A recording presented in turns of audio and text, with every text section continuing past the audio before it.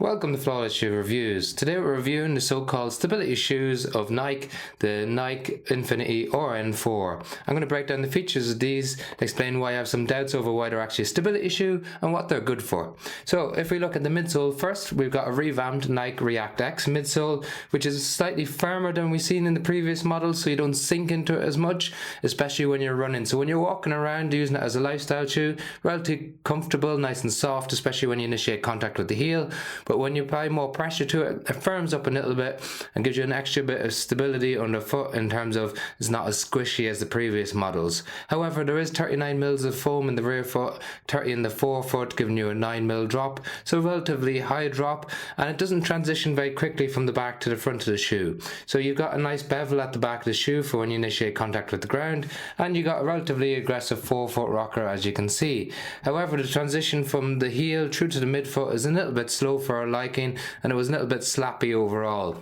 You've got a little bit of flexibility in the forefoot for those of you who enjoy that, and you don't have as much padding under the forefoot as you might see in some other stability models. And in addition to this, it's quite a heavy shoe, coming in around 316 grams for a size 9 men's US.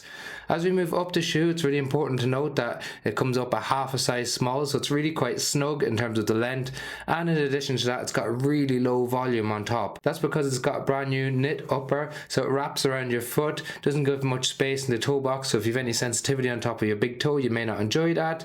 Also, it's got a little bit of toe spring, so those of you who don't enjoy having their toes held in slight extension, you might not enjoy this either. Those of you who like a nice compressed sock feeling, this is an excellent option. It's got a nice gusseted tongue, and it's got terrific lockdown and wrap around the heel, so no issues with slippage there. So excellent lockdown on top if you don't mind having that compressed feel overall.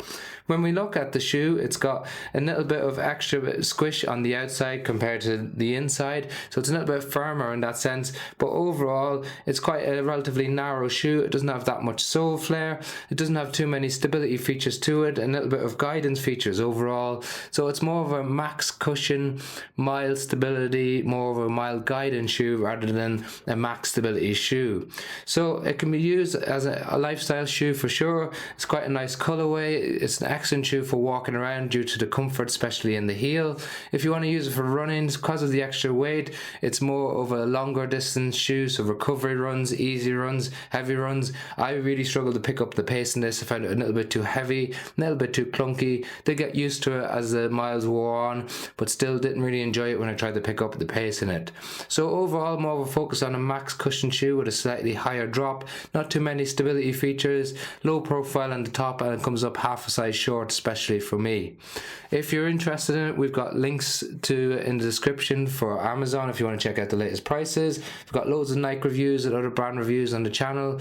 Otherwise, liking, sharing and subscribing makes a massive difference to us. Thank you very much for watching.